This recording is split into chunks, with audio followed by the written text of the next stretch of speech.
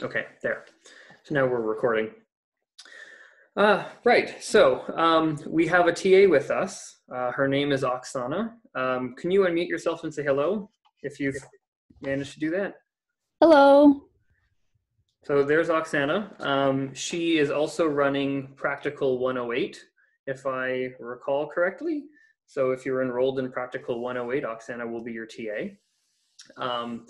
She is going to be joining us on the Monday lectures. So as I'm teaching, if there is a question that you might have, you can type it into the chat, and Oksana will be around on Mondays to help answer your questions, and then that way it helps the lecture flow a little bit better.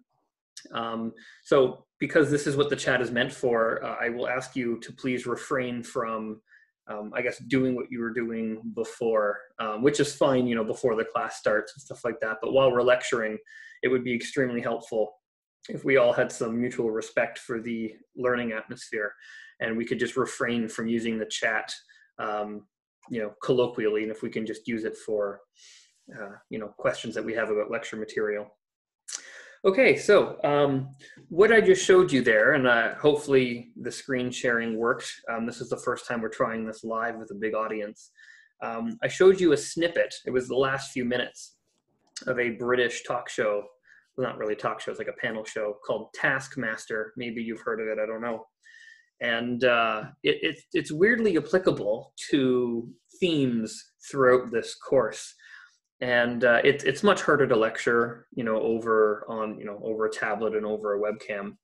So I love using demos. Usually I bring demos to class with equipment, and I, you know, get to show you some fun things in person, but we can't do in-person activities anymore. So I thought maybe I can find some cool videos that, you know, shows people online in their day-to-day lives using physics without even realizing it. So the clip I just showed you was actually relevant to what we're going to be talking about today. So I'll show you again a little bit later on. I've rewinded it and I've queued it up for later. So whenever we get back to that, it's ready to go, and hopefully it'll make more sense later when I show it to you a second time. Okay, so I'm going to go ahead and I'm going to unfreeze the chat. I got to figure out how to do that. Give me a sec. Once I unfreeze the chat, please be mindful that you know, there's about 200 of us in the room, so you know, everyone can read kind of what you're saying. So let's start off first by reviewing a little bit about the course structure. So I'm going to share my screen here. Okay, hopefully you can all see this. So I'm going to start by using a program called OneNote. I'm not really a huge fan of OneNote at the moment, but maybe it'll grow on me in the future, I'm not sure. As we move through the class, you're going to be working collaboratively in some groups. Perhaps OneNote might be a good program for you to use. If you have a stylus, like a touchscreen, you know, you can use your stylus on it. You'll be seeing me kind of use OneNote, so maybe it'll give you some insight. If you have other things that you've taken notes on, like GoodNotes for, you know, the iPad, by all means, you can use GoodNotes as well. So anyway, I might even switch to GoodNotes later on. Who knows? It kind of depends how well this ends up working. So let's proceed. So welcome to the course. There's a little link down here. I don't think we're going to be using that link this year just because we're online. I don't like to make students buy any extra piece of equipment, including textbooks. So I actually made my own iClicker system, and I've made a website out of it, but that only works when we're in person. I believe Zoom has its own built-in way to poll students and ask multiple choice questions. So I'm going to try that. If it works, we're going to continue using it. If it doesn't work, we might use my website later on. Okay, so I know everyone can read the syllabus.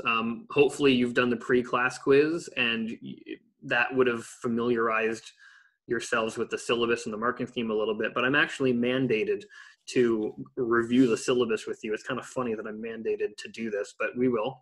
So the first thing here that we can see is there is pre and post lecture questions. You've had experience with this just today or maybe a few days ago. Most lectures, not all, but most lectures will have a conceptual based quiz beforehand. And this is not meant to evaluate how much physics you know. That can't possibly be what I'm trying to do there, because I haven't taught the physics yet. What I'm trying to do is to get students more engaged in the lectures and the learning. I've been doing these things for the past 4 years, even before the class was online. And now that the class is online, I think it's extra important that you know, we have these, because it helps keep you guys in the rhythm, up to date with what we're doing, maybe with some of the readings, stuff like that. So it just gives you a little bit of taste of what we're going to be talking about in the upcoming lecture. So if you get something wrong, don't email me saying, you know, I got 5 out of 6, you know, can you fix my 1 mark? That's not what it's meant for. You know, it's not a test. We're not nickel and diming each other for grades. It's just meant to make sure we're all on the same page. It's like a benchmark.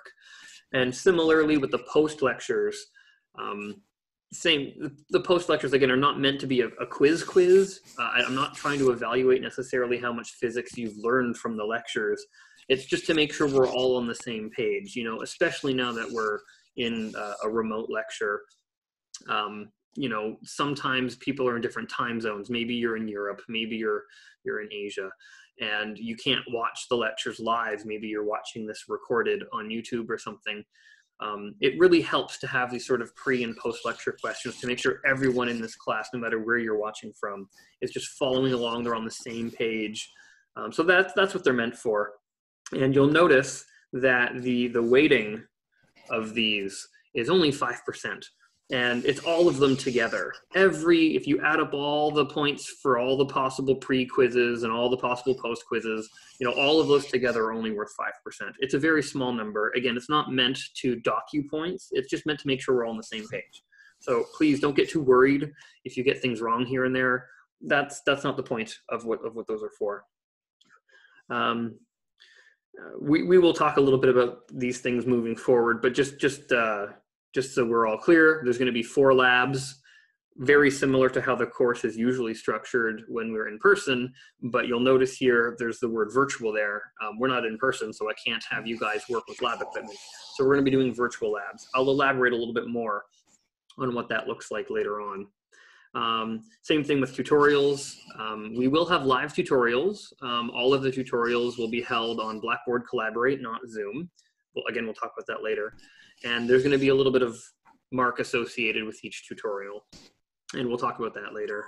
There's going to be 4 assignments in the class. That's per usual. I guess most classes have assignments. We'll talk about the structure of those moving forward. This is going to be something new, something called the introductory assignment. I don't think I've ever run across another class other than physics that has something called, you know, intro assignment. Physics is a different animal. It's even different than chemistry. We require a different skill set in this class to, you know, do the labs, you know, to use Excel, to crunch your numbers. I know you might use Excel in other disciplines, like maybe chemistry as well, but, you know, there's going to be a lot of detail-oriented calculations you have to do in your virtual labs, or real labs, even in previous iterations of the class. So we have something called an introductory assignment, and it's not worth a whole lot. It's only worth 5%. Again, just something a little bit to make you do it, otherwise you wouldn't do it. And this assignment is structured to help train you on how to do calculations in Excel and become familiar with sort of the statistical analysis techniques that you guys are going to be required to use in your virtual labs. Again, we'll talk about that a little bit later as we move forward. There are going to be 2 midterms. They're going to be on Saturday. I know there was a little bit of confusion. I've received some emails about that. They were going to be on a Friday, but that's before we knew this class was going to be online.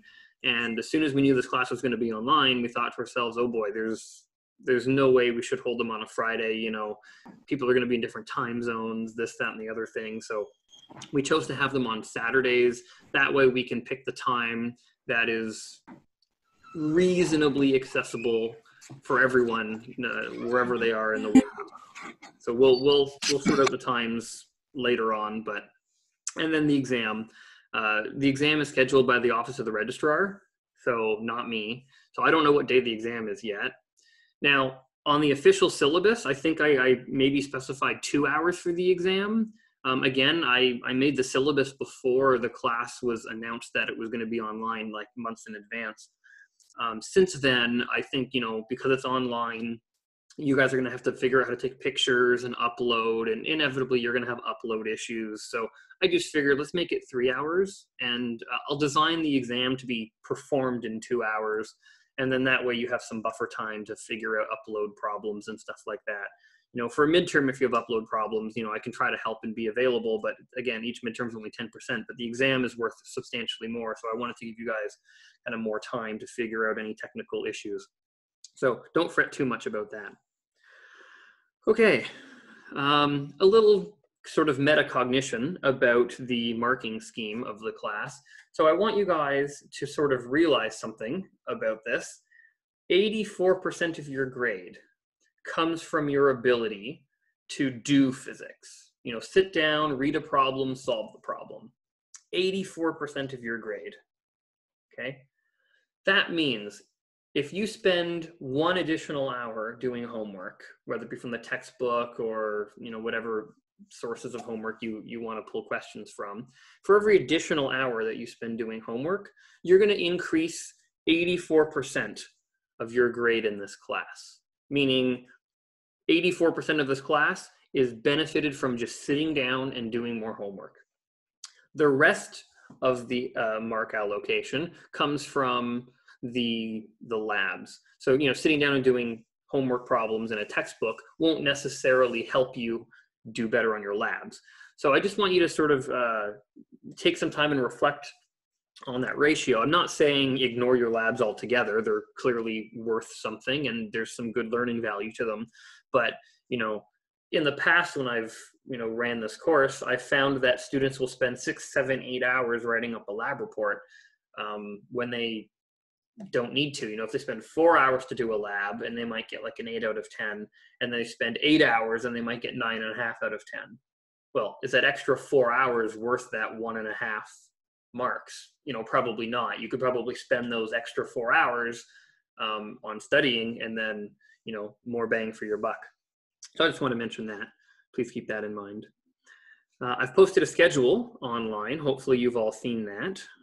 This schedule hopefully is going to be your best friend. It helps to outline all the different due dates of all the different aspects of things that are going on. So, here we are today. We are on Monday, May 4th. Oh, also, may the 4th be with you. That's a Star Wars reference if you're not familiar. So that's where we are. You'll notice that we don't have anything necessarily due today, this week, other than the pre-quizzes. Those are lecture specific, so I can't really be too many to put there in the schedule. But there's no quizzes, there's no tutorials, there's no assignments this week, right? We're just sort of easing you into things. The first assignment you can see is going to be due on Friday, May 15th. I think it's 7 p.m., but you can double check that on Quarkus. So let's double check that. And then 2 days later on the 17th, we have the intro assignment due. So you have 2 weeks to both do the first assignment as well as the introductory assignment. So don't just think, oh, there's nothing due on the first week, therefore I've got nothing to do. That's not true. You can absolutely start work on the intro assignment. The intro assignment, it's not necessarily going to be taught in lecture. These are all sort of technical skills like how to use Excel, how to do a standard deviation, stuff like that. So these are not things that we're going to teach you explicitly in a lecture. These are things that you can look up on your own. So when you sit down and you start the intro assignment, these are things that you can Google as you need them to solve the questions that we've asked you. The first term test seems like it's going to be forever away. It's on the Saturday the 23rd. Trust me, time will fly. We're going to blink and it's going to be May 23rd. So stay tuned for that. We'll talk a little bit about what these mean. Perform lab 1, submit lab 1. I'll talk to you about that later on. I just wanted to show you though that there's a schedule there for you guys to look at. The textbook, as I sort of alluded to in the pre-class quiz, I will absolutely say it blatantly now. I'm not forcing you guys to buy a specific textbook. I love this textbook, the author Jan Coley. I think the first edition of this book was actually in the 70s, maybe early 80s, but I think it was the 70s. So it's a really old book, very well written, very well established. And because the first edition was so far in the past, most of the bugs have been worked out. You know, some of the newer books, there's still typos and stuff everywhere. This book is really good for that. It's super well written. However, it costs an arm and a leg. So I'm not forcing you to buy it. If you look really hard, and when I say really hard, I don't even think you have to look that hard, you can probably find a PDF of it online. Definitely from the publisher's website. You can buy the ebook. I think it's about $80 or something like that on the publisher's website. But if you happen to find a free version of the PDF online, all the better, I guess. Also older editions. I'm not going to be using any special software, you know, like maybe you've done things like you know, through the publisher's website. I'm not doing any of that because that costs you guys money and you're paying enough to be here. So I don't want to make you guys spend extra money.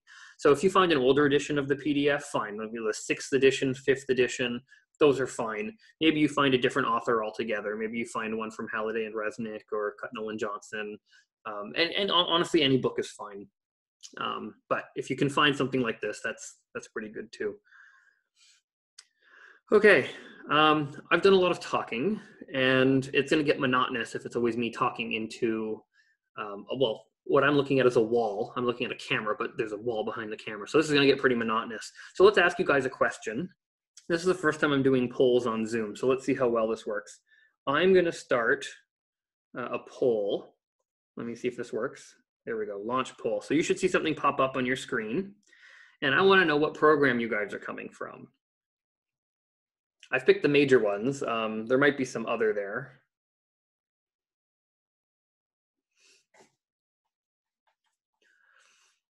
Okay, we got about 100 people voting out of about 167, 125. We have 2 people in physics so far. That's amazing. I can hope, right?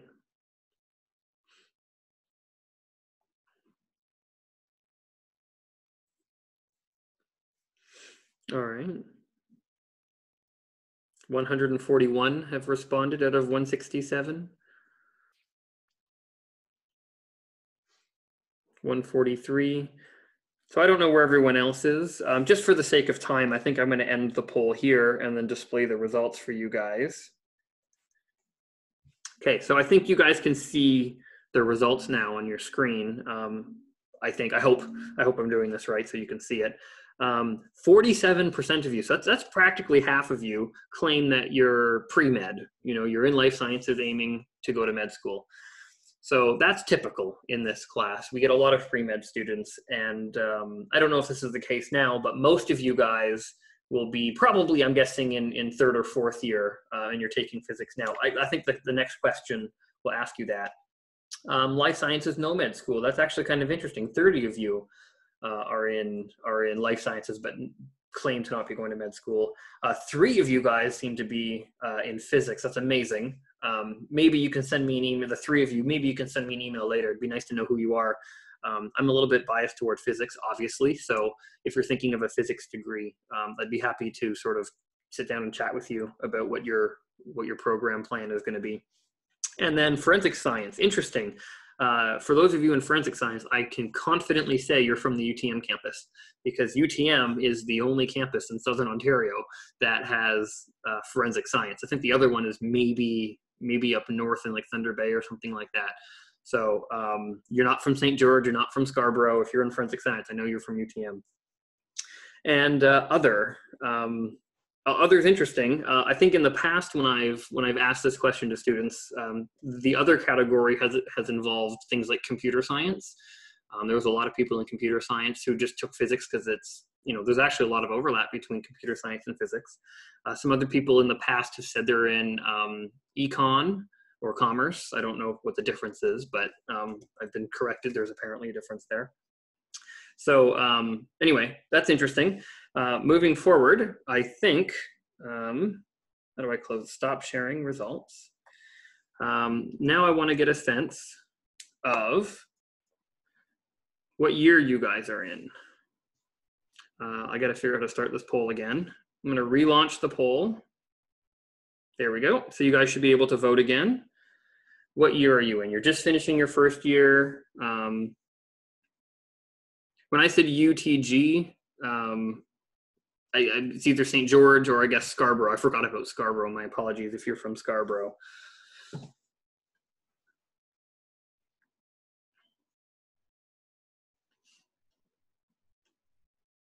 This is much faster.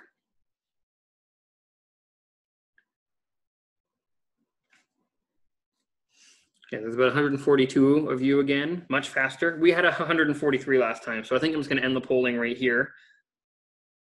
And I'm going to share the results. So this is kind of, you know, your colleagues in your class, right? Your peers. Many of you are just finishing your first year, going into your second year. That seems about right. It's actually about 40% of you.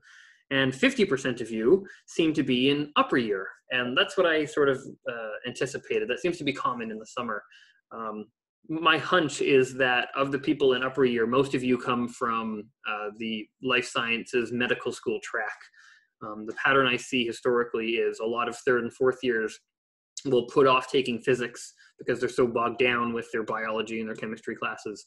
And physics is quite a hefty load to take. So, you know, a lot of students will try to put that off until later, just until they, you know, have most of their harder courses under their belt, and then they have some time to take some physics. So welcome if you're in that category. Okay, I'm going to stop sharing these results now, and I'm going to move on. Let's see here. Yeah, okay. So this slide just outlines the topics that are going to be presented in Physics 136.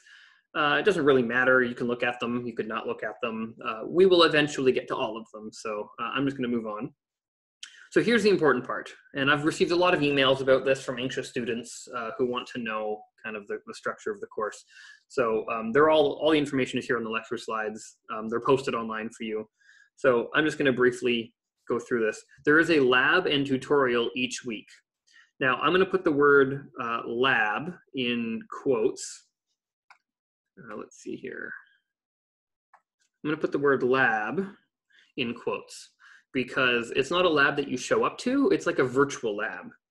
So the lab materials, the documents, the files you need, they will become available during your scheduled lab time. And you can see the schedule on the UTM timetable website. And you perform the lab on that week, on a particular week that the course schedule indicates, and you will have 7 days, 7 calendar days, not Monday to Friday days, but like 7 calendar days to complete the lab and then upload all of the material online.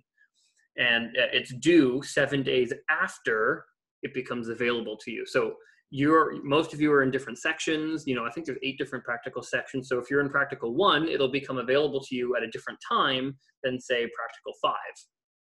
So please make sure you know what practical you're enrolled in, because Canvas will not allow you to access some of these things before you're allowed to. And it'll keep track of the due dates for you as well.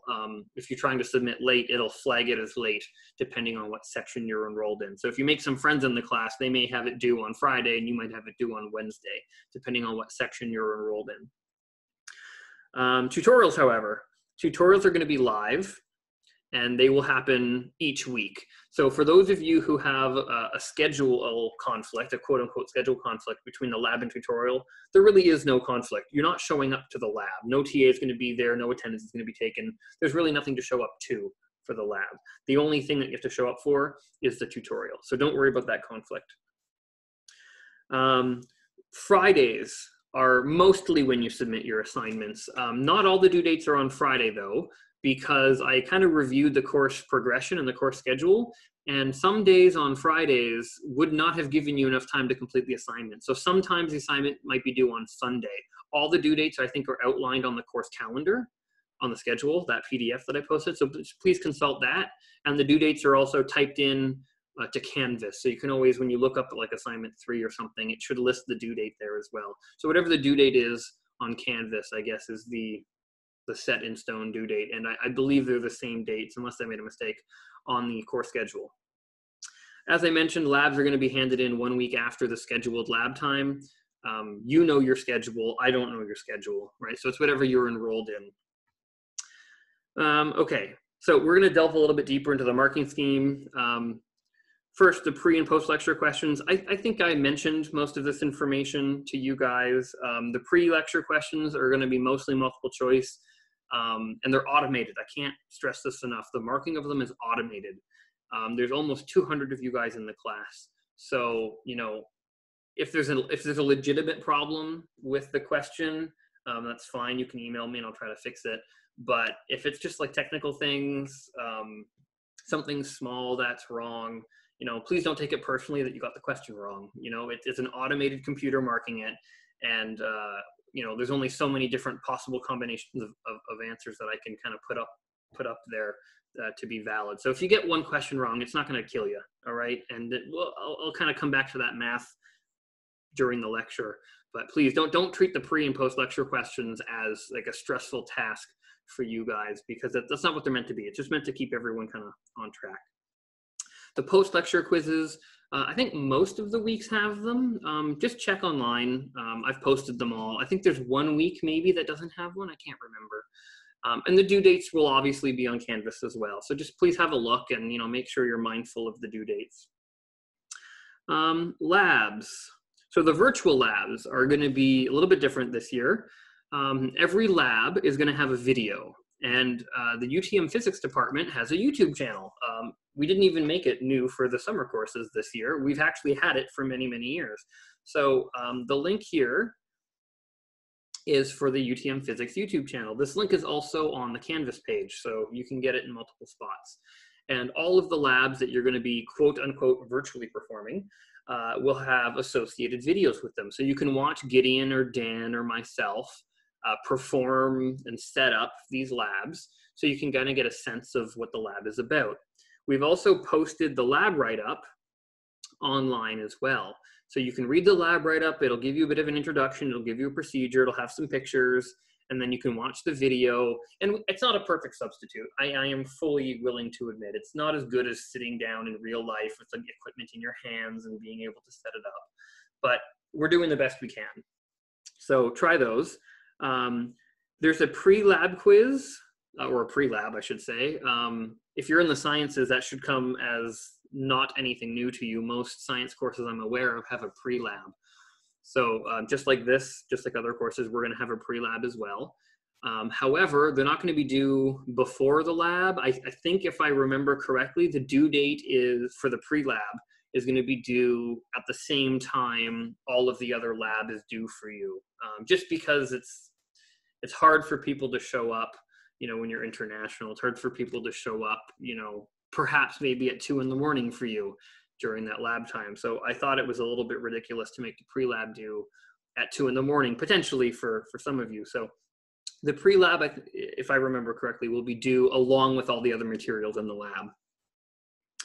After completing the pre-lab and watching the video, there are 2 main components to the lab. There's a worksheet. Number 1, there's a worksheet. And the worksheet is going to contain mostly fill in the blanks of all the calculations that you would normally be expected to compute and type up in a formal lab report. But instead of in a formal setting, it's kind of just fill in the blanks. And then there's something called, or what I've called, a critique. So you guys aren't going to be writing a formal lab report. It would be completely not fair to expect you guys to write a formal report because you haven't touched the equipment, you haven't set it up yourself, you've only watched Gideon or Dan or myself perform the lab on the video. That's nowhere near enough experience to write a formal scientific paper. In fact, if you're an upper year, you know how involved formal lab writing can be. So it's not fair to ask you guys to do that if you've never touched the equipment before. So instead of doing that, what we're going to do is we're going to provide you with a sample formal report. And the sample formal report will be not perfect. And it's your job to critique it as if you were a TA. Now, some labs that I've given you are pretty good. And some labs I've given you are, well, let's just say not so good. Just like what we would normally see as a TA or an instructor marking students' work. Some students are, really good writers and perform really good labs, and some students don't. So I've given you a bit of a mixture. And for each lab, you have to submit a worksheet of your own calculations. And then you have to mark up either like with a stylus or maybe on a computer. You don't necessarily need a stylus. You can use any software you want to mark it up. In Mac, you can use Preview. It's a built-in, comes with the operating system. You can use Preview. You can use Adobe Reader. I think you can mark things up with Adobe Reader as well. If you wanted to export the PDF into, let's say, like PowerPoint or something like that, I think you can draw on PowerPoint. You can put it into Google Sheets or documents or something like that and mark it up that way. However you see fit, as long as you mark it up as if you were a TA, circle things, annotate things, say this needs to be more clear, this is not enough detail, as if you were a TA. That's what we call the critique. So a little bit more information about the critique. It's kind of unfair to ask you guys to critique something as an expert if you aren't an expert. And presumably if you're in this class as a student, it's because you're training to become an expert, right? And it's the other side of the viewing glass, like Oksana as a TA, myself. We're the ones with the experience writing labs, and we're quote unquote the experts, for whatever that's worth. So what I've done is I've given you 2 documents online. It's under the laboratory module on our Canvas page. First document is called Formal Lab Guidelines. And this document is fairly extensive. I think it's about 8 pages, if I remember right. Maybe that number is wrong, don't quote me. And this document is to help show you guys and explain to you the components of a lab report and the do's and the don'ts and what should you do, what should you not do in each section of the lab report. And it's a really thick, well, not thick, it's dense. There's a lot of information in there, and I understand that. So after you give it a sort of a skim through, I've also given you a sample formal lab report, not from this class, it's from a completely different class. And that way you can kind of read through it to sort of see what all of the points, all the bullet points in the previous document look like when they're all kind of put together in one cohesive document. And hopefully that gives you a better example of what we're looking for, of what like a good quality lab would look like. So just to elaborate on that just a little bit, the formal report that I gave you as a sample, not the guidelines, the actual report itself, if a TA were to grade it, it would probably get about an 8, 8.5, in and around that range, 8 or 8.5. So I guess I'll say or 8.5 out of 10.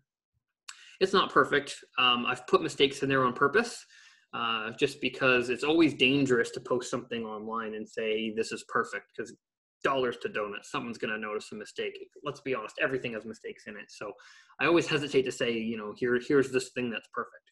So I've put mistakes in there on purpose, and there's probably mistakes in that lab that I haven't put on purpose, but you know, I'm inherently a flawed person as well. So you know, give it a skim, see if you can read through it and find some mistakes. But overall, that's the standard. You know, if the sample lab I gave you for you to critique looks and sounds a lot like the one here, that would be about an 8, 8.5. Okay, the tutorials.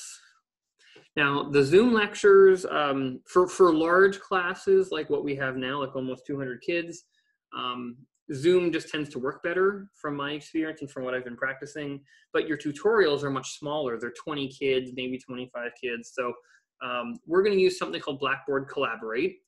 You can easily find this link on the summer course page, the Canvas page.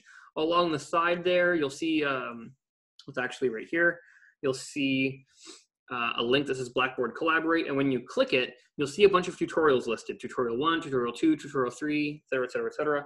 So whenever it's your time for a tutorial, all you have to do is go on Canvas, go to there and just click on your practical or your tutorial number, and your TA should be there, the rest of your classmates should be there waiting for you, and then your TA will host the tutorial. If you get there, I encourage you to explore a little bit. There's a way for you to share PDFs with each other. There's a whiteboard that you can use to collaborate with. I'll let your TA sort that out. I'm just letting you know now that you know, we're doing our best to sort of streamline the process. Assignments, as I mentioned before, there's going to be 4 handwritten assignments. There's going to be 2 parts to the assignments. There's going to be a traditional handwritten assignment. So, you know, I'll post a list of questions, and it's going to be your job to answer them and submit them. Although instead of submitting them in paper, you're going to submit them as a PDF online. However, there's a second part to the assignments, and it's what I've called the online one. They're marked automatically with the computer. No human is marking the online components. So again, please be a little bit mindful if there are some technical issues or, you know, this and the other thing with the online ones. Nothing's perfect. If there's actually something wrong with the marking scheme, I will go back and fix it. But, you know, it's marked by a computer, so it won't be perfect. So please understand that.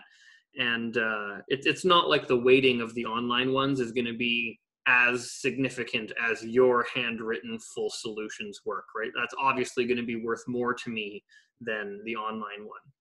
I chose to have online components to the assignments this year because, again, when it's online, practice and engagement is going to be, I think, a reoccurring issue.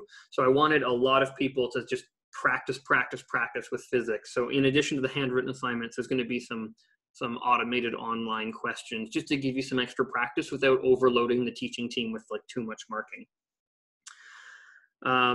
Again, on that exact note, not all handwritten questions are going to be marked. For practice purposes, I think I put about 5 or 6 full solution questions on the handwritten assignment PDFs. The TAs do not have the time and the ability to mark all 6 questions on your assignment. We would be here, I mean, that's a test, quite honestly. I mean, six questions is a midterm test. So TAs don't have time to mark an entire midterm test for each of you every single week. So we're gonna pick a question at random on these assignments, just one of them. Out of the 5, 6, 7, however many there are on the assignments, we're gonna pick one of them at random and mark it. So is it a perfect system? No. You know, if we chose question 4 and let's say, you know, question 4 you didn't do very well. Yeah, you know, and let's say question 3 you did amazing. You're right. If had we chosen question 3, your mark may have been a little bit higher. Same goes for future assignments. You know, it could go either way. You know, maybe we chose question 4 and you didn't do question 4 very well on assignment 1. And maybe we chose question 3 on assignment 2, and question 3 is what you did very well on on assignment 2. And maybe you didn't do any of the other questions. So, you know, you win some, you lose some. It's not a perfect system, but again, it's not trying to be malicious. What we're trying to do is expose you guys to as many problems as we can within reason. So it's not that we're trying to be mean. We're trying to get you guys to practice doing physics, and we're spot checking you as best as we can. So please understand that. I've mentioned this before. They're going to be the handwritten ones. You have to scan either with your phone. You can take pictures with your phone. If you happen to have a scanner at home, you can do that too. And you have to put all the pictures together in one PDF and then upload that one PDF. The introductory assignment, again, I've mentioned it's not a traditional assignment. I've never seen this assignment in any other class before. And it's to really test your skills in you know, foundational technological things like Excel and statistical methods like standard deviation and error propagation. So this you can work on your own. Like I said before, it will not be taught in lecture. These are things that you can kind of go through on your own. And definitely Google. Google will be your best friend. I remember when I was a student, you know, I use Google all the time, you know, and instead of shooting my prof an email and waiting potentially 4 days for an unhelpful response, I would just Google something. You know, I could probably find the answer on Google within minutes. I could probably find it faster than I would even take time to draft the email. So I got really good at Googling in my undergrad, and it has been a very helpful skill for me in my PhD and my research work as well. So I'm not saying don't email me. Absolutely, you can email me, but you'll probably get a better and faster response if you Google things as well. So I encourage you, please Google. The more you Google, the more you learn. Midterms, there are 2 of them. I made 2 of them on purpose. Many courses only have 1 midterm, and I you know, I remember what it was like being a student, and when there was one test and it was worth 20% or 25% or hopefully not 30%, but some of you I'm sure have had 30% midterms before. Hugely stressful. You know, you never sleep great the night before because you're anxious about the test. You know, I'm trying to be mindful of that. 2 tests, each of them is only 10%. So low risk. You know, if you have a bad night, you have a bad day, who cares? It's 10%. It's not a 20%. It's not a 30% test. It's 2 different 10% tests. So hopefully that kind of eases the test anxiety that you might have. Okay, and I think one of the last things that I'm going to talk about as sort of the intro to the course is academic honesty. Normally I don't take time out and talk about academic honesty, but seeing as how we're online, I think it's oddly relevant this time around. You know, even the chat before the course started, I saw a lot of you guys were saying things like, you know, here's a WhatsApp group, here, join the WhatsApp group. You know, great. Band together, that's fine. Make study groups, that's fine. You know, I benefited a lot in my undergrad, you know, having a study group to bounce ideas off of and keep me on my toes and keep me working. Very beneficial, don't get me wrong. But, you know, please try not to, you know, cheat. You know, if you're doing your assignments, yeah, you know, if you're absolutely stuck, you can email me, you can ask around, ask some friends, you know, whatever. But when you're writing your solution, please make it your own. It's really hard to police what you guys do on the other end, especially when it's a remote class setting like it is now. But I can remind you guys, why are you here? You know, you're paying good money to be in this class. Like, it's not cheap. And you know, you might feel like you're forced to be here. Maybe your medical program is forcing you to take physics and you don't actually want to be here. You know, and if that's how you feel, I'm sure you feel that way. But at the end of the day, whatever program you're in, there's a reason why they're quote unquote forcing or requiring you to take physics. You know, you got to trust these people who have more experience than you, who are, you know, doctors and you know, making these med programs. You have to trust that there's a reason why they're having you take physics. It's not just because physics is on the MCAT. Maybe it's because there's parts of being a doctor that involve physics, and there's actually something in this class you can learn. So, you know, please consider that. You're here to learn something, and if you want to cheat your way to an 80 or a 90 or whatever mark you're going to cheat your way to, you know, ultimately that's on you. You're all adults. You know, you're not little kids anymore. So if you want to cheat your way to whatever grade you want, go nuts. Not go nuts, but I mean, that's on you. You're going to leave this class not knowing the things that you should have learned, and it will come around, and I think eventually it'll catch up to you. You know, for those of you in med school, if you are aiming for med school, you know, you're going to start talking about the cardiovascular system in one of your anatomy classes in med school, and they're going to talk about pressure differentials between, you know, your head and your feet, or, you know, the fact that when you smoke and you have constricted blood vessels, it increases your blood pressure. You know, there's going to be sort of physics themes in your courses, and, you know, if you don't actually make a good, honest effort to learn them while you're here, that's on you. Same thing for those of you in forensics. You know, I'm very close with the forensics profs at UTM. And although they don't really frame their lessons around physics topics, there's a lot of physics in forensics. So again, you're here to learn. You're here to make mistakes. You're here to get messy. Do that. You only learn something when you make a mistake. Now, I don't know how old you guys are. Hopefully you're old enough maybe to know about the Magic School Bus.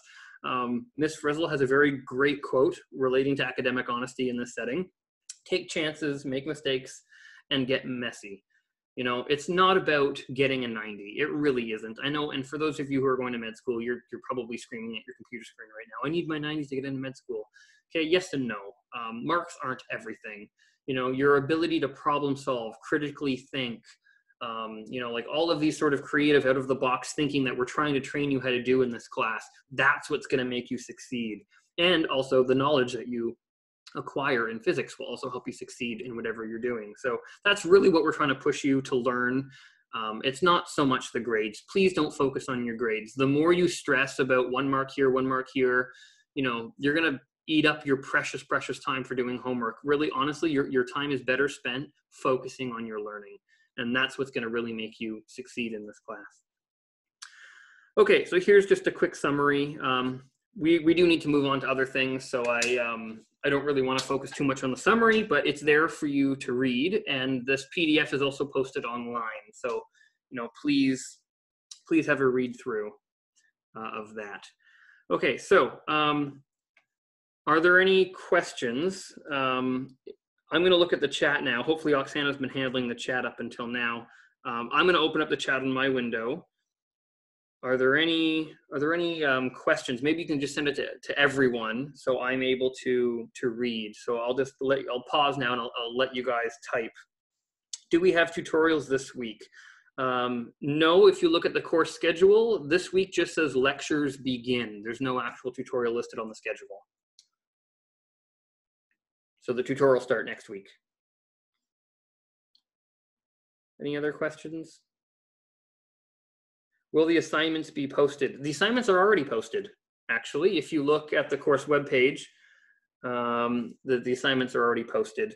Assignment 2 and tutorial 2 says practice. Does that mean they're not graded? Yes. You'll notice that the week of assignment 2 is the week of the midterm. It's on that Saturday.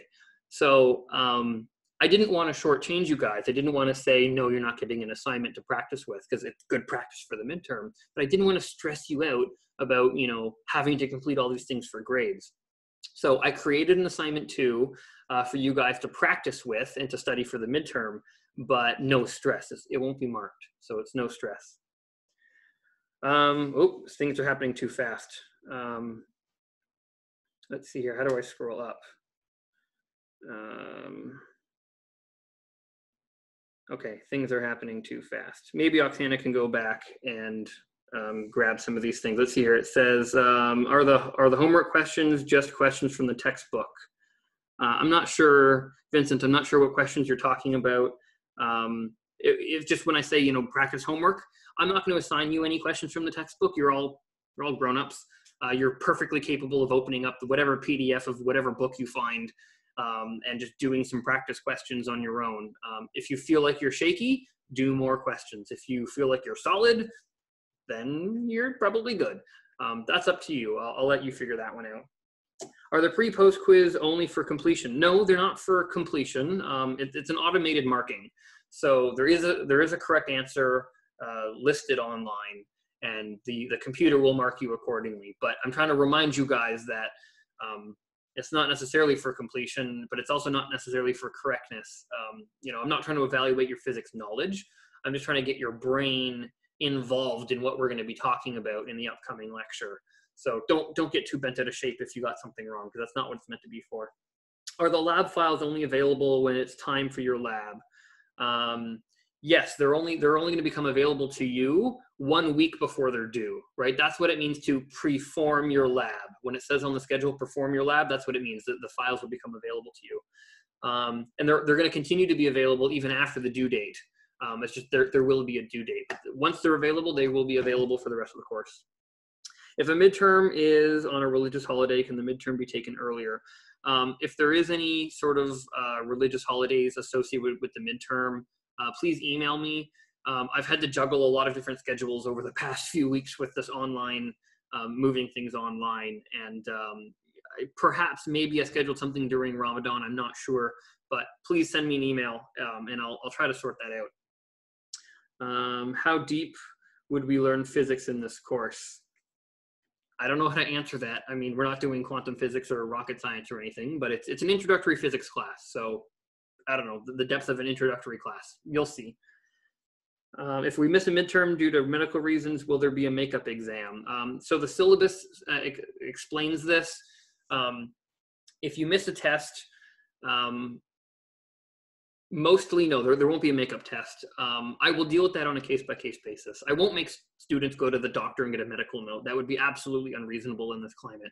So I will handle missed tests on a case-by-case basis. I think there are some examples of how this will be handled on the syllabus. I describe things like maybe an oral exam. Maybe I'll Skype in with you or Zoom in with you when you're healthy again, and I will just quiz you orally and get a sense of, how much of the information you understand that way. We'll see. I'll deal with it on a case-by-case basis. Do you have recommended questions to do in this course? Any question from the textbook. Honestly, Giancoli is an amazing book. Almost any question you just turn to the back of any chapter, any question you find will honestly probably get you a pretty good sense of what you need to know. So do as many questions from the book as you feel as though you need to. How would the midterm and finals work online? Will we be recording a webcam? Honestly, I don't know yet. I'll cross that bridge later. Thank you for the question, though, but I will deal with those details later. Can we enroll in a practical section that is full if we want an available corresponding tutorial time? I don't believe so. If it's full, it's full. That is beyond my control. That would be a registrar issue, but I'm pretty sure if there's 25 kids in there, it's full. Sorry about that. Will there be recordings available for every lecture? I hope so. I am recording now. Barring any weird technical issues, I will try to see if I can upload it online. I've never tried to upload a video to YouTube before, so I don't know how long of a video I can upload, because right now we're already pushing an hour. So we'll see. I will try. That's what I will say. Would you make us do a lot of calculation questions for the midterm and final, or is it more theoretical based? I will post some past midterms for you at the time, and you'll see. I've taught this class this is my 4th time, so I have some past midterms that I will post for you, and you can get a sense of the style that way. Everything's transparent. I hide nothing.